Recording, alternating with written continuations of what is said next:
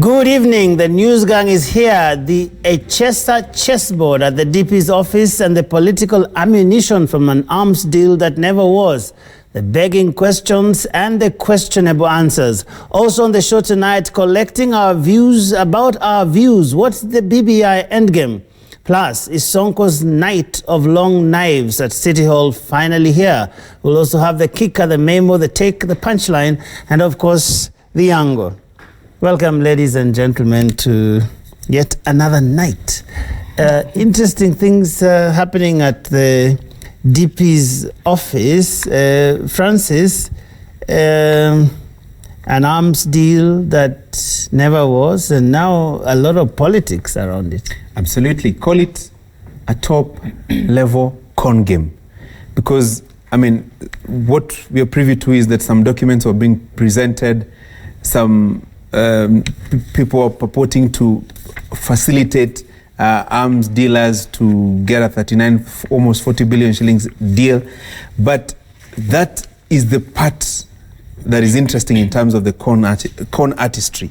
But look at the politics and the many things that have happened, including the news this evening of the death of Sergeant Kipyegon Kenei, who was supposed to very sad 33-year-old police officer who was part of the 5-member team that was guarding the Harambee House annexed on the material day when Rashid Echesa and the two businessmen are said to have come for that 23-minute meeting. Of a meeting. The other 4 officers, we are told, recorded statements yesterday with the DCI. Kenei didn't. And sadly, this evening we get information that a body has been found. And David Mugonyi's statement earlier in the day saying that he was missing. Yeah, the last time he had been seen was Tuesday. Yeah, so he hasn't been seen. That in fact he failed to record statements alongside the others. It is unfortunate, but the sad part of it is life has been lost. We are being told it could be suicide. Probably it could be murder. We are not very clear yet. Investigations have commenced. But one would easily relate the events. I don't want to, at this point, impute any improper motives or purport to know what is happening. But out there, the perception is clear that probably there could be something but that is all the same, Dinas, a very ugly set of events, coincidence or otherwise. Very dark evening, I must say, very dark evening in the country, because this looks quite untidy on something that was already not looking very good from the very beginning. Questions around what was going on at Harambee House Annex.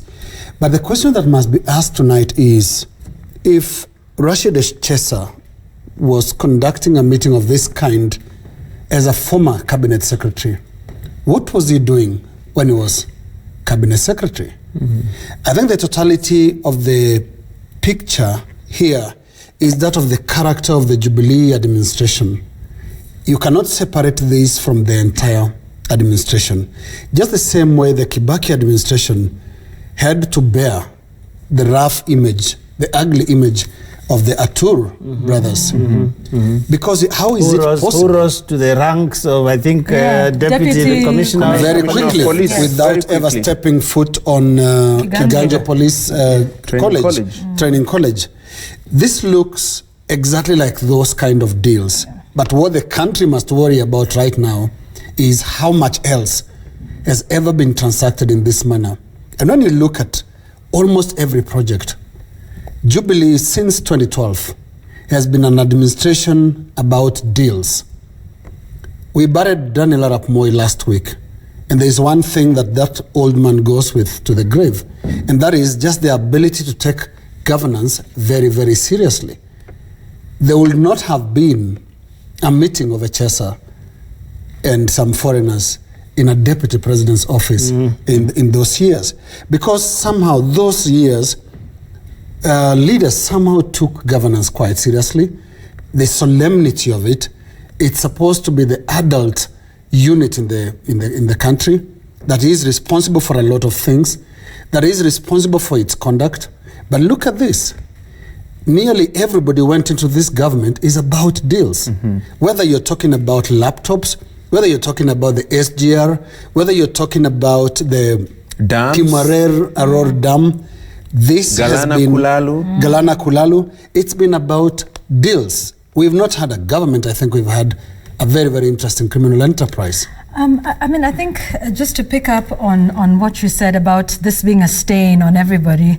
Remember even the furore that his appointment caused. He was, supposedly a school dropout and that sort of thing, and the blight that there was.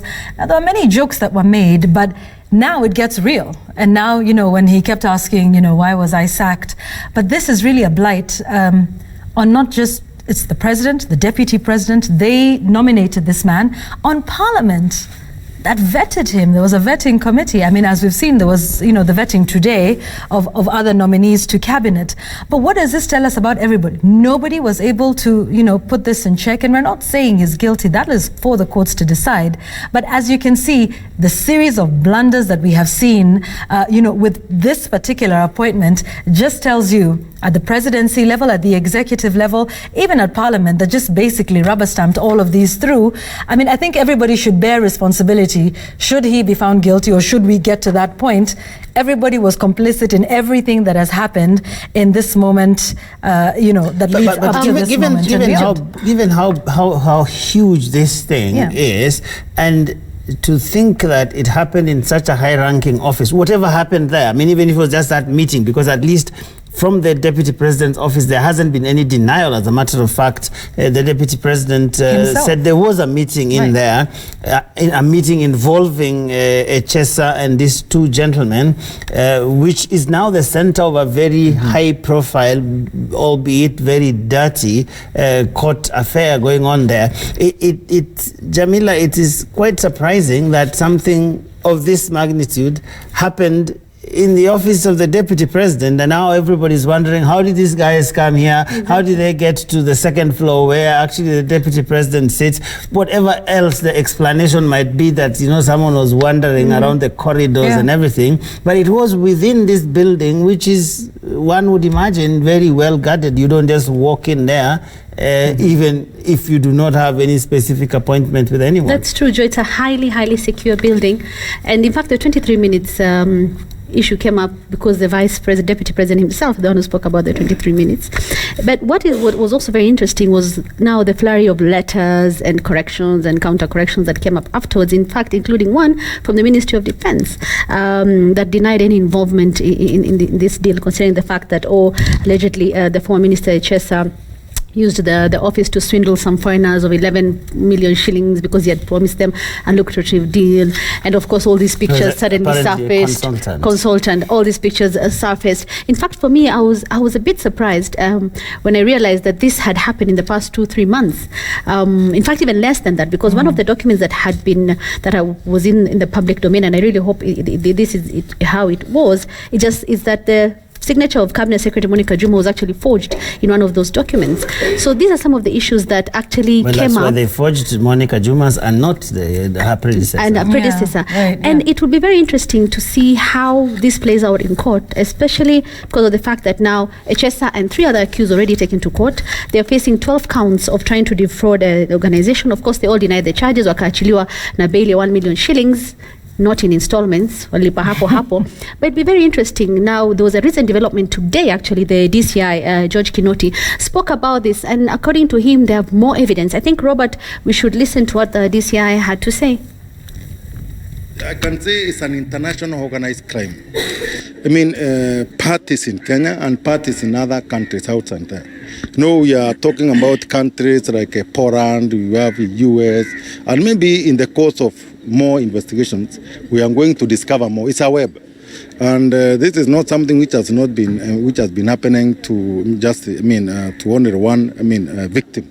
There are several. I can assure you that by tomorrow, the day after tomorrow, we are going to hear another, company which fell victim to these fraudsters. We are going to name them already. We have recovered, and we are only going to go, to the victims and interview them.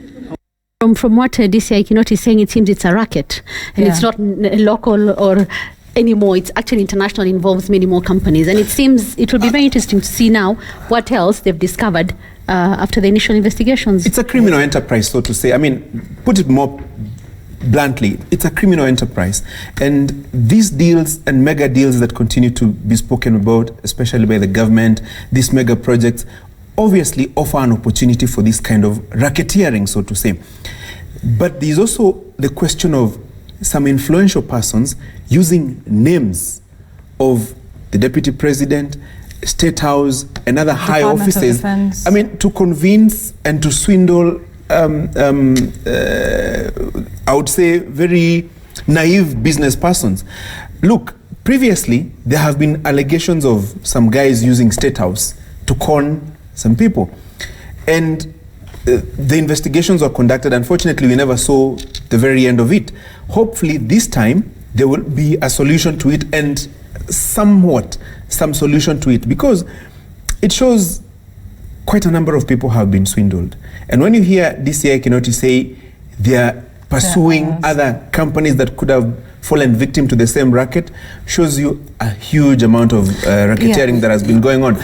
But for Rashid, maybe there are quite a number of questions that he needs to answer personally, but even more fundamentally, the president and the deputy president who gave him that assignment. Because other than this issue currently, there have been other issues related to him. And even look at how unceremoniously he was sacked.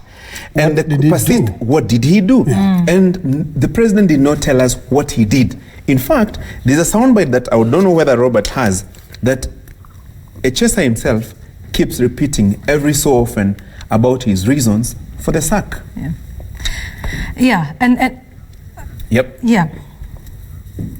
The president appointed me, and he had his own reasons why he appointed me. Today, he has told me to step aside. He also have reasons why he has told me to step aside.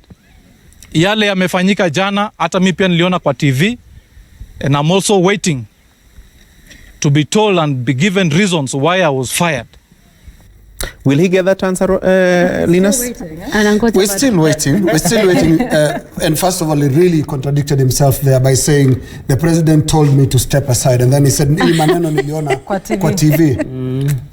I didn't see the president addressing him on television. Not once did his name come up. Not once did his name come up. And I actually found it very curious how the president did that particular change, because he never mentioned Echesa. He merely put someone else in that position.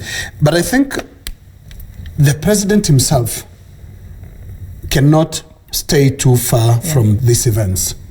They look dirty, they look ugly on his government. He's still the head of the administration. Whether this thing is happening at the annex or not, this is collective mud on the face of Harambee House. Harambee Avenue now looks really, really ugly because of this. And I must keep repeating this question. How much else had happened when he was in office? Or who else was swindled? Yes. And speaking of the office, I mean, I think one of the other things that for me is interesting is what this says about security at one of the highest offices. And I would be one very concerned deputy president, or indeed any other government official, that people who do not have an appointment are able to access this, get to that floor, spend 23 minutes there. What does that tell us about the safety and security of the deputy president? 23 minutes is a long time for anybody to do something mischievous. Which is what, you know, I mean, besides signing people a deal that is foreign countries from foreign countries who are accessing that, right? Yeah, because let's not look at it as if this guy's landed there accidentally.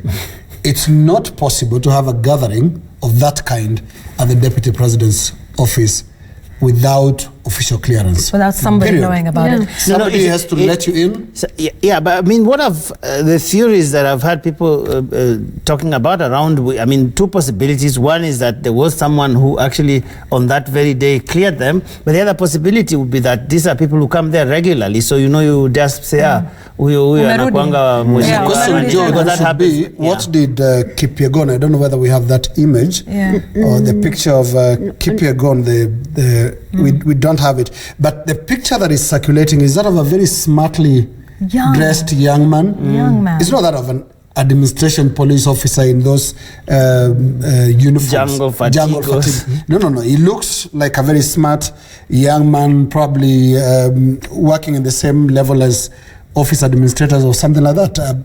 I don't know, what did he know? In fact, his neighbors were speaking about it today when his body was found, and the gentleman who I think is the head of Nyumba Kumi in that area says he's very pleasant, he's a nice guy. In fact, they didn't even know what kind of job he did. They didn't know he was one of the guards in the office of the DP. In fact, their nickname for him was Sergeanti. They used to call him Sergeanti, all of them. That's what he said. Said he was pleasant, he was good, he was kind, and he would be someone who would interact very well with the members of the community. So that's why they were shocked when, of course, there was a smell from the house. The guy had not been seen since Tuesday.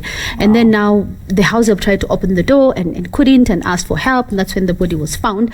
And for them, they were really, really shocked. It took a while for now when it started coming out that, oh, this is what he used to do. And for those neighbors, that was actually pretty shocking because he related with them very well. Yeah. And did I hear that his social media accounts had been deleted? Yes. We're also hearing that. This is macabre. There's something else I want to just, take a look at, and this is the response by the Deputy President in what is now seemingly familiar every time, a scandal comes out. In many instances, he's the first to respond, the first to react. I wonder if we can take a look at his tweets on this issue. One was in response to a newspaper headline.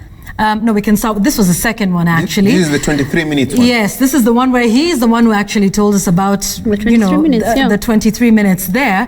But I wonder if we can get the other one first, because, it would sort of create that. Because, yes, here we go. The desperation of my political competitors, where he even refers to himself in the third person.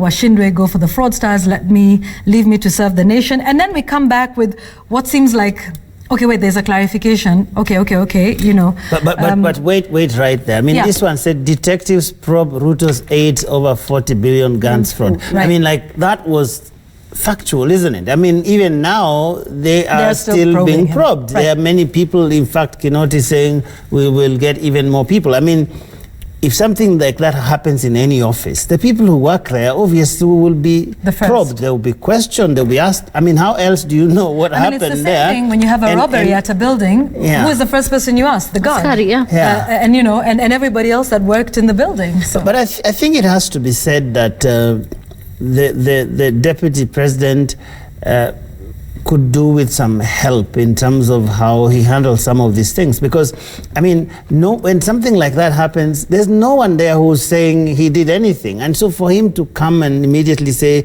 political detractors and anything, I mean, remember, for example, even the Aror and Kimwarer, it was the same kind of response, and it doesn't makes him look bad, actually. Unsolicited, because these are things that he could avoid. I mean, he could say, I am very concerned about it. I like what Macharia Gaitho wrote in his column. I mean, saying, hey, why don't you come and say, I am also very concerned about this. I am hoping that the police can get to the bottom of it very quickly. And in the meantime, let's not speculate. Let's get the police to do their job and let them give. I also want to know what happened in my office. And that's what he tried to do in the second tweet, the 23 minutes one. The 23 minutes one. Which we can look at after we take the break, because I think we are overdue for a break. Okay.